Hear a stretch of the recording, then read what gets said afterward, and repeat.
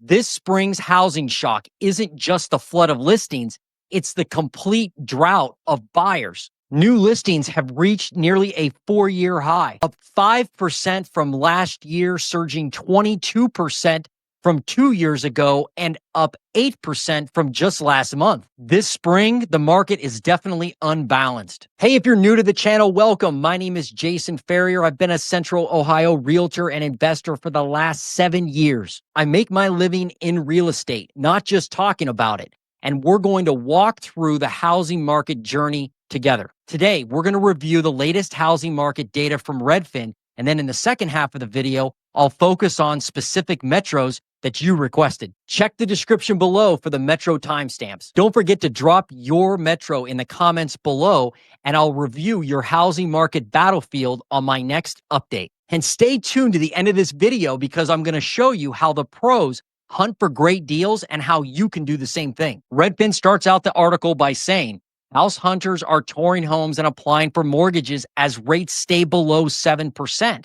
But prospective buyers aren't always following through with the purchase. Why do you think that is? Probably because not everyone who applies for a mortgage is actually approved. The typical U.S. homebuyer's monthly housing payment is $2,793, just a few dollars shy of the all-time high.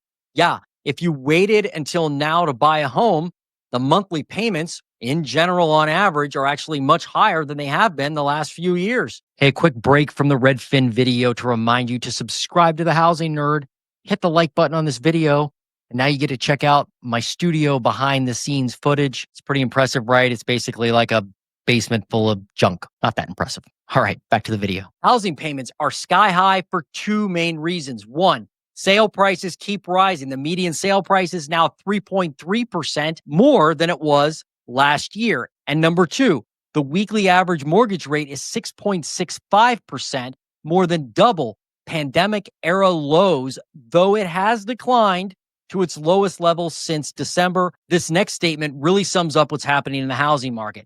Lack of affordability is suppressing home buyer demand.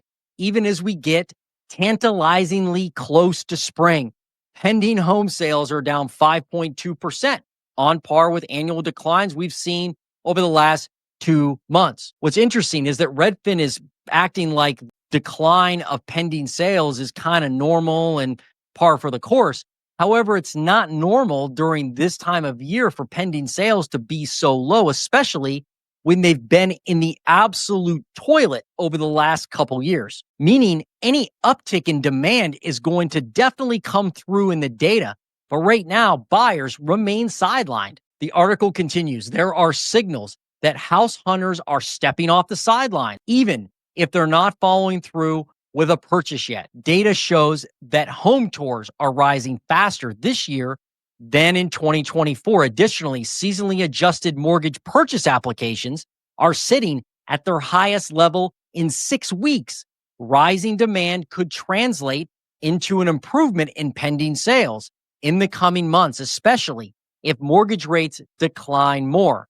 Rates could continue to decline if inflation eases and we see a stronger evidence of weak economic data that point towards a recession. One of the theories I keep hearing tossed around out there is that the administration is purposely trying to slow down the economy in order to lower mortgage rates. According to a recent poll on the Housing Nerd channel, 69% of y'all do not think the current administration is trying to lower interest rates while protecting asset prices or homes. And by the way, thanks to those that participated in this poll, I put a new question out every day on my channel.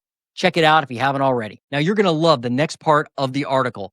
Some prospective buyers and sellers are still waiting for rates to drop, and others are holding off because they're worried about the economy and losing their job. But others are jumping back in because it's clear the market isn't going back to where it was in 2020. Well, I'm not sure I would actually say that, because prices could fall in some markets to near 2020 levels. In fact, there are probably some markets right now that are very close, if not already at 2020 pricing. Overall, it feels more like a buyer's market than a seller's market. What? Haven't heard that from Redfin really since I've been doing these videos. I'm telling sellers their home needs to look like a model house, and it probably needs to be priced lower than they think. Yikes. Even though costs are high, it's not a bad time to buy. For listings that sit on the market a long time, many buyers are able to successfully negotiate. So they're correct. This part of the article I highlighted, successfully negotiate, because if a house has been sitting on the market a long time, sellers haven't really been used to that. And some of them get really nervous and cut the price and or are really willing to negotiate with you. I've helped several buyers over the past year negotiate much lower purchase prices than what the home was actually listed for. Now, they only half mention this at the end of the article, but for me, this is one of the big takeaways, and that's why I led with this. On the supply side, new listings are up 5.5% year over year. That's the biggest increase in 6 weeks. The daily average 30-year fixed mortgage rate as of yesterday, March 19th, was 6.76%. That's up from 6.7% 2 weeks early, but still the lowest level since December. And as of the time of recording this video on March 20th, the 30-year fixed rate was 6.71%. So it has come down. This time last year, the 30-year fixed mortgage rate was 7.11%, according to Mortgage News Daily and Redfin. This next one is touring activity. How many folks are out there touring houses, going to open houses, and scheduling showings? It's up 35% from the start of this year. And last year at this time, it was up 30% from the start of the year. So I guess we're up 5% year over year with a number of folks touring homes. Touring activity is basically a measure of how many folks are out there looking at homes, open houses, scheduling showing. And that is up 35% from the start of this year. At this time last year, it was up 30%. So basically, I guess we're up 5% year over year. They're saying more people than last year are out touring homes and scheduling showings. And then you've got Google searches for homes for sale. That's up 8% from a month earlier, but up 10% from this time last year. So more people searching for homes for sale on Google, more people seeing homes, theoretically translates into more buying demand. Now we're going to jump into Redfin's national metrics for the top 400 US metros. And this covers prices and inventory levels. Median sale price, $383,475. This is not the average price. This is the median price, the house that's sold in the middle. The median price is up 3.3% year over year. And if we visualize the median sale price in a graph, you can see that we're at 383 grand, and it has not dropped below 2024 at all this year. In fact, last year, the median sale price did not drop below 2023 at all. And we peaked in 2024 with a median sale price at $396,000. Then we ended the year at $383,000, basically where we are right now. And that was up 6%. So the question is, will this continue to go up? Now, a lot of people have thought the last few years that graph would go down underneath the previous year, but it hasn't. Now, a big reason for that, much to a lot of people's chagrin, has been the fact that the inventory levels have been so low with affordable houses that there's really no affordable houses that are selling. It's not because people don't want affordable houses or are walking past move-in ready affordable houses. It's because they haven't been listed. There's just no inventory of houses that can help bring the median price down. The inventory that's out there, for the most part, is not affordable. And you can tell right here, my friends, median asking price, $423,500. That's up 6.6% year over year. When we visualize median asking price, this helps us understand why the median sale price is just not dropping, because more and more expensive homes are being listed than affordable homes. It's not the fact that there's a ton of affordable inventory out there and people are just walking past it. It's because there is not a lot of affordable inventory. So the stuff that is listed is expensive. And when those houses sell, that drives up the median sale price. Now, these next three metrics are super important. You got to pay attention to this part. Pending sales, new listings, and active listings. That will tell you the pulse of the market, folks. Pending sales, 80,277, down 5.2%. New listings, that is up 5.5%. So you have New listings up 5.5%, pending sales down 5.2%. That equals more supply building in the market. And we certainly need it because right now, active listings are only up 11% year over year. There hasn't been a flood of inventory hitting the market overall in the US, and that's now stands at 953,851. And here's a fun fact for you. Did you know during the GFC, we peaked at 4 million homes on the market? 4 million. Now we've got around a million. Not even close to GFC numbers. The last stat I want to hit on is median days on market. This is a good stat for you to look at in your local area, your subdivision, where you want to buy in, because this is at 50 days. That's up 7 days year over year. Basically means, hey, homes are definitely sitting longer on the market. Redfin used to cover price drops, but they stopped. However, we can still access that data in the data center. According to the latest update, active listings with price drops, it's now 6.4% of all houses on the market over the last 4 weeks dropped the price. The next part of the video is a viewer favorite. This is where I analyze the markets that you have requested, and then we do them on the Redfin update. Because I'm in Ohio, I get a lot of requests for the Ohio markets. We're getting started with Columbus. New listings. How many houses are hitting the market in Columbus? You've got 0.9% up year over year. Just not a lot of new listings, unfortunately, yet in Columbus. Nothing like it is nationally.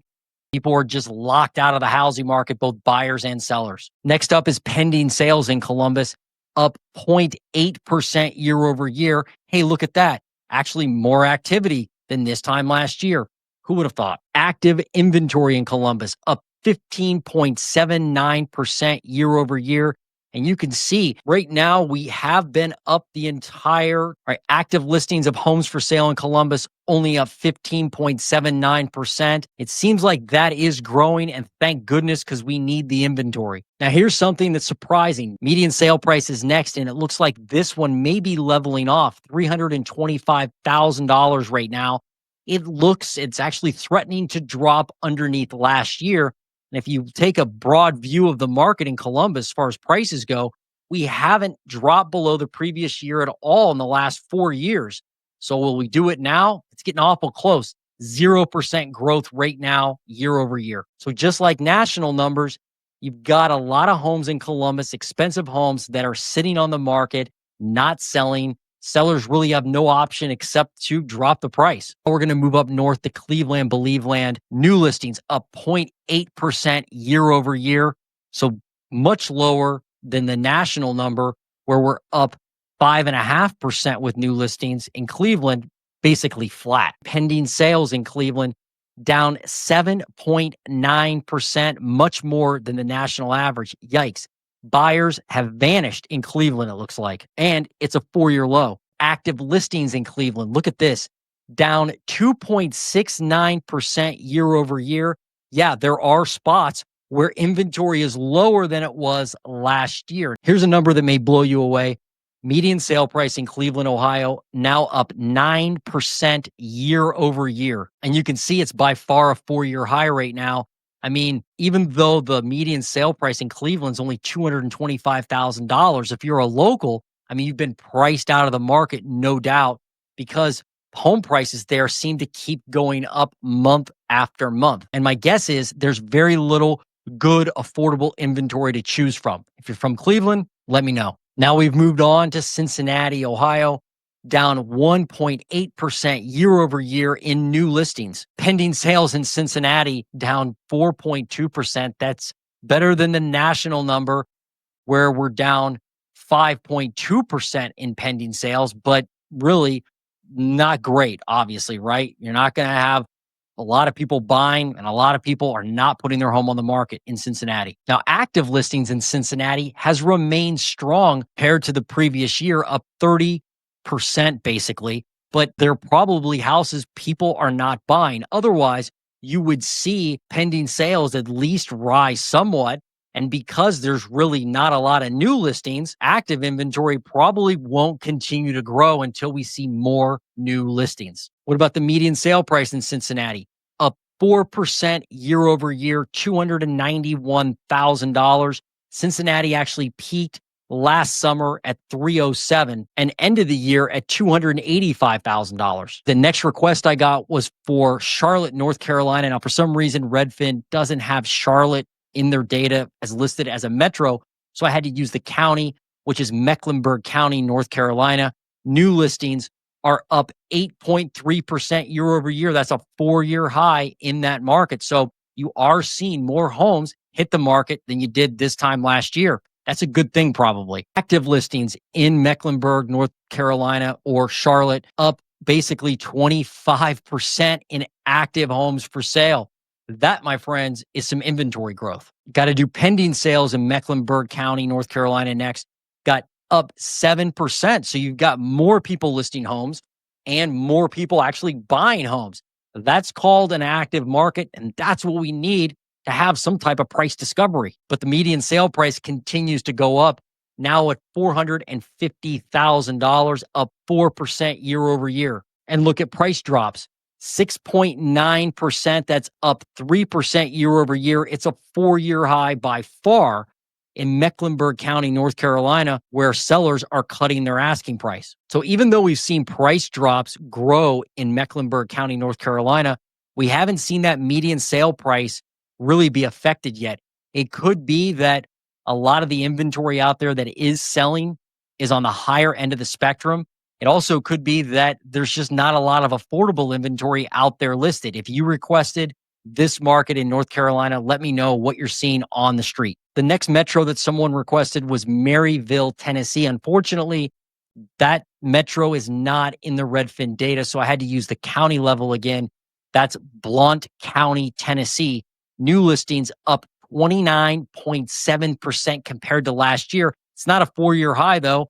Back in 2022, there were 51 new listings, not too many new listings, but that was up 27.5% then. Active listings in Blount County, Tennessee, up 28%, basically 29% year over year. And that is a 4-year high by far. Pending sales going into contract up 35.9%. It's starting to head down, but it's a 4-year high as well. So it looks like more people buying, more people selling. Median sale price in Blount County, Tennessee, $391,000, up 10% year over year. You can see it started the year at $384,000, and now it's grown to $391,000. Next up is Traverse City, Michigan. They have new listings down, almost set up, but it's not, way down 35.9% compared to this time last year. Wow. New listings just vanished. Pending sales down 2%. So you've got new listings down a ton, and you've got pending sales down. Let's look at active listings. No surprise that active listings are falling drastically. They're only up 7.5% year over year. So you're in a really tough inventory situation, at least according to the data I'm seeing. If you requested Traverse City, Michigan, please let me know if this matches what you're seeing on the street. Now, median sale price, it is up 2% year over year to $350,000, and it started the year at $354,000. Now, there's not a ton of transactions. Doesn't look like a huge market. That's why the graph is kind of all over the place. But nonetheless, I mean, it's going to have to seriously spike in order to beat, the previous few years. You can see back in 2023, you actually peaked around $449,000. Next request is for Philadelphia, PA. The person asked for the Philly suburbs or the main line area, and I looked that up. It looks like it's in the western side of the city. Unfortunately, I can't zero in that close with the Redfin data, so I just had to use the metro Philly area, and you can see new listings up 5.6% year over year. Now look at pending sales. You want to talk about no activity when it comes to buying houses, or if you're an agent, your agent activity, if you're helping people buy homes, down 9.3% in Philadelphia with pending sales. Man, look at active listings of homes for sale, though, in Philly, down 3.32%. What?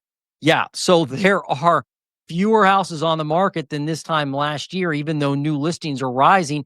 Pending sales are down. The good news is, though, you're seeing active inventory go up, but you're still lower than you were last year. Now, median sale price in Philly, $280,000.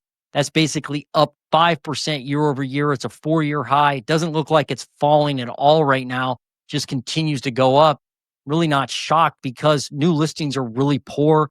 Active listings are lower than they were last year. And even though pending sales are low, you just have no price discovery at all. Just not enough inventory out there. Next stop on the tour is Providence, Rhode Island. New listings up 2.1% year over year. So there's some glimmer of hope, I suppose, though not much when it comes to listings hitting the market and helping out with the prices. Look at pending sales, a 4-year low, really a broken record for many of these metros and a national number. It's really close to the national figure, down 5.7% year over year in pending sales. Here are the active listings for Providence, Rhode Island, up 8.33%. Just really nothing to write home about. You just probably need more inventory. Look at the median sale price, $489,000. That's up 10% year over year. Wow. And it's continuing to go up. I mean, you're at a 4-year high. Last year, you peaked at $509,000. You ended last year at 479 grand, but it shows no signs of slowing down. Doesn't look like you have the inventory you need to really change the prices. And that's what all this comes down to. I'll say it again and again. Until we start seeing more inventory in these markets, the prices are going to be sticky and or go up. Next stop on the tour is Raleigh, North Carolina. The viewer who requested this metro said they have more inventory already than they did back in 2024. We're going to see if they do in a minute, but new listings are up. It's a 4-year high in new listings, up 17%. The Charlotte area looked like it was growing in active inventory and new listings. And now you've got Raleigh, North Carolina doing the same thing, up a good amount percentage-wise of new listings. Pending sales of homes in Raleigh, North Carolina, down 12%. So you've got a good amount of new listings, a lot lower pending sales. Let's see what active listings are doing. No surprise that we're seeing active listings higher than they were this time last year. So that viewer is 100% correct. They're up 44% versus this time last year. Wow. And maybe this is going to help median sale price because it's basically flat right now at 432 grand. You're not seeing that 5, 6, 7% growth. I mean, last year in 2024, look at this. There was some growth of 7% last year, 5%. This time they were actually up 2%, but right now they're flat. So that inventory is probably helping some of these prices stabilize. Next stop in the crazy housing market is Johnson City, Tennessee, up 22% in new listings, call it 23% in new listings. That's a good thing. And pending sales are up too, up 6.3%. Now, active listings are rising as of the last couple weeks, but they're still only up 1.4% year over year in Johnson City, Tennessee. Your median sale price is 318 grand. It's up 8% year over year. Next, we move on to Jacksonville, Florida. The viewer who requested this metro was asking, hey, is Jacksonville similar to what you're seeing in other Florida metros? So we're going to look at that as well. But in Jacksonville, new listings up 7.4% year over year. So you are growing new listings. It's a 4-year high. And you've got pending sales down 3.4%. So that tells me active inventory is probably growing here. No surprise, active inventory is up. How much? 18.19%. So more houses for sale, lower pending sales, lower new listings. That's kind of the recipe for hopefully lower prices. Let's see what's happening with the prices. Hey, look at that. Down basically 4% year over year in the median sale price. $363,000 in Jacksonville, Florida. This illustrates what supply and demand can do.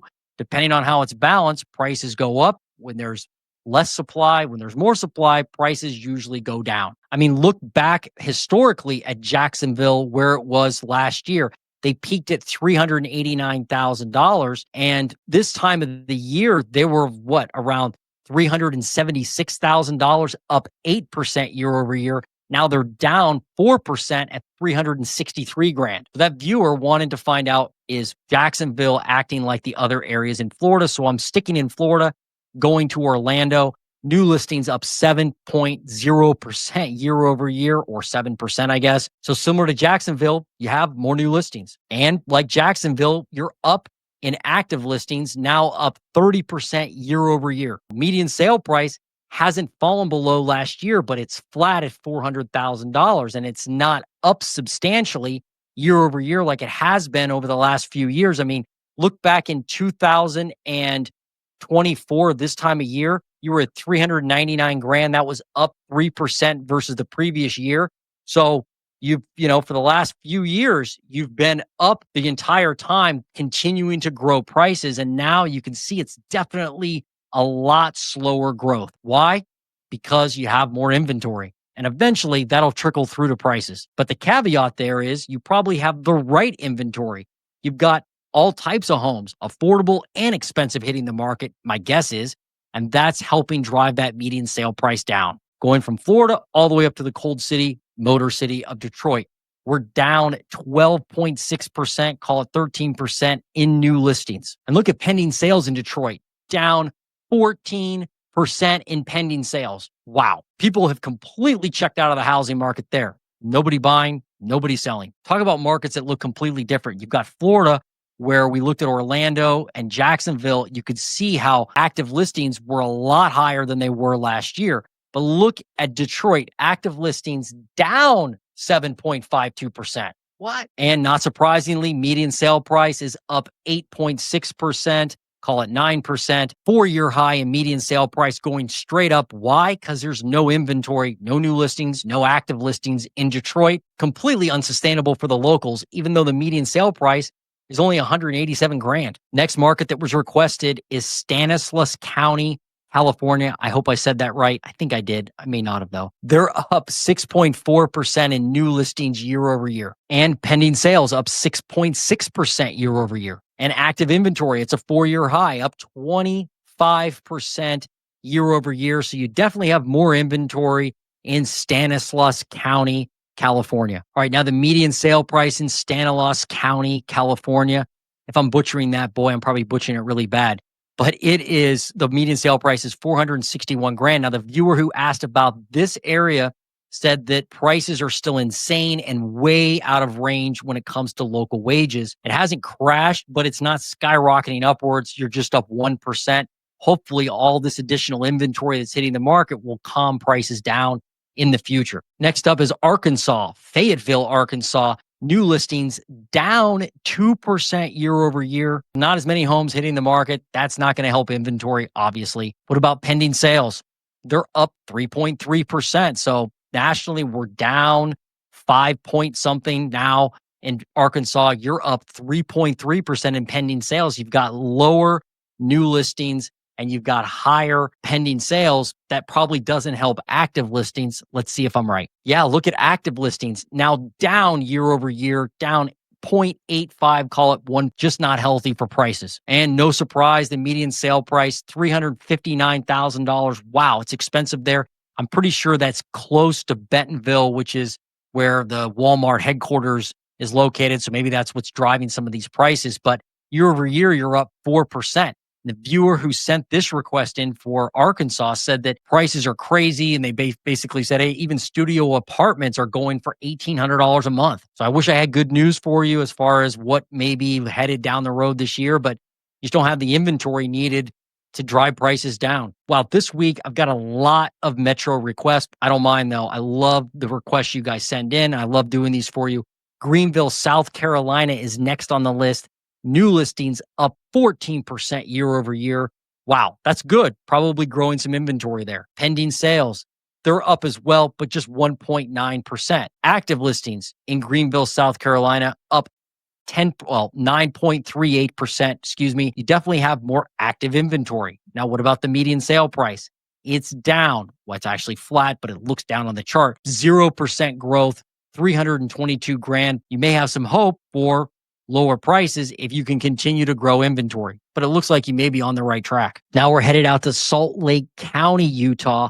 New listings up 12.5% and pending sales down 12.2%. And no shock to this commentator, active inventory up basically 15% year over year. What about median sale price? 533 grand. I'm always shocked how expensive Utah is. That is almost flat. I mean, it's up 2% year over year, but it's not going straight up like it has been some of the other years. So prices could be stabilizing because you're seeing more of those active listings on the market. Now we're stopping in the Great Pacific Northwest, Seattle, Washington, 8.4% increase in new listings year over year. Definitely have more new listings. Let's see how active listings are doing. Active listings up 30% year over year. Wow.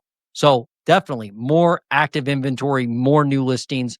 What's happening with pending sales? Pending sales up 2.3%. So it is an active market if you compare it to the national numbers. Median sale price in Seattle, 816 grand. It's an expensive market for sure. You are up year over year, but just by a few fractions of a percentage point. They're calling it 0% growth, basically flat. So will that maintain through the year? Don't know. Probably need more inventory. But it looks like you peaked last year at 854 grand.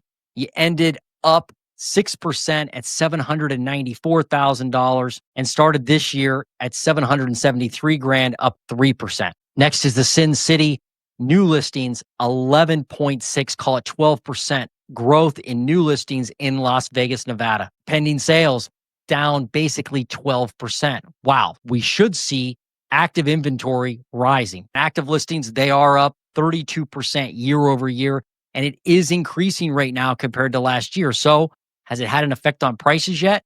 Let's find out. Well, prices in Las Vegas are still going up. Looks like they're up about 3% year over year, $445,000. You started the year at 436 grand, but now we're going to drop down here. And I don't show this very often just due to time constraints, but this is the rate of change.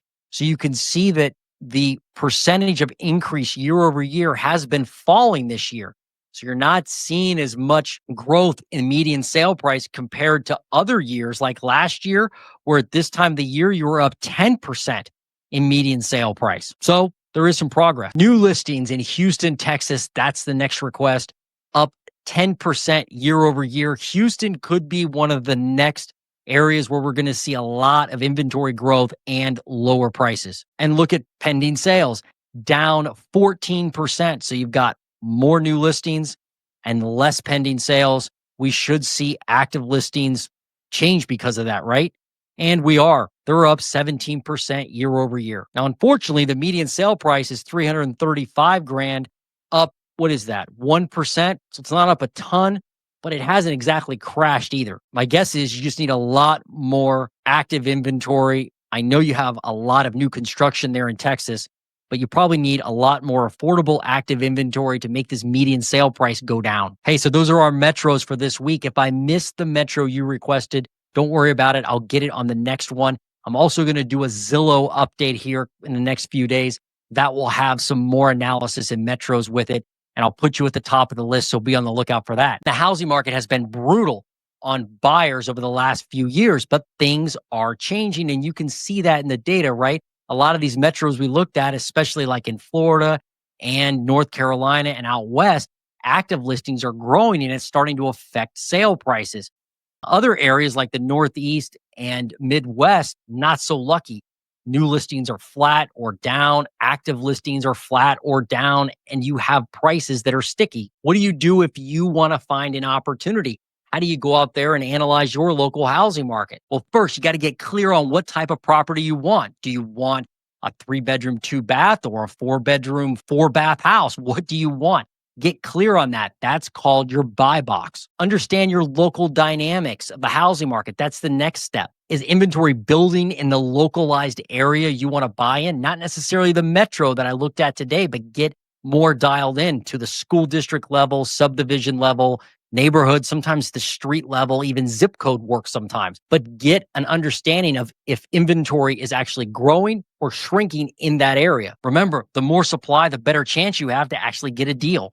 How do you actually get this localized data that goes beyond what we looked at today? Well, first thing I would do is get with a local realtor who has access to the MLS. Most realtors should have no problem doing this, and they should be able to do it relatively quickly. Have the realtor set up 2 searches for you. First, set up a search for the active listings in the market you want to buy in with the type of asset, the type of home you want to buy in. Don't pay attention to homes out of your price range. Pay attention to homes in your price range, the type of homes in your buy box, and where you want to buy. Have that realtor send you a list of all the active listings right now for that criteria. Number 2, get a list of all the properties that are sold meeting your criteria and your buy box. Have them send these lists to you on a regular basis. Every time you get the listings, write down or track on a spreadsheet how many active listings and how many sold listings you found in that list from the realtor. Also, pay attention to the average price and the average days on market. Take all the homes that are listed, all the homes that sold, add up all the prices, divide by that number. You're going to get an average of how much houses are there. And then also look at it from a days on market. What's the average time homes are sitting on the market? If you track those metrics on a regular basis, a trend will emerge. And as you spot the trends, you're going to start to see, is it a buyer's or a seller's market? If it's a buyer's market, your chances of getting a deal are a lot better. If it's a seller's market where sellers are in control because active listings aren't growing, days on market isn't growing, the chances of you getting a deal are slim. So that's the way I recommend to do it with a realtor. But if you don't want to use a realtor, that's fine. You don't have to use a realtor to buy and sell real estate. You don't even need them for the data. You do need to kind of use a workaround using Zillow. Now, I made a video on how to do this exact exercise, and you can check it out right here, somewhere up here. Check it out. Are we done yet? We're not done? Oh, you're still with us. All right. See you later.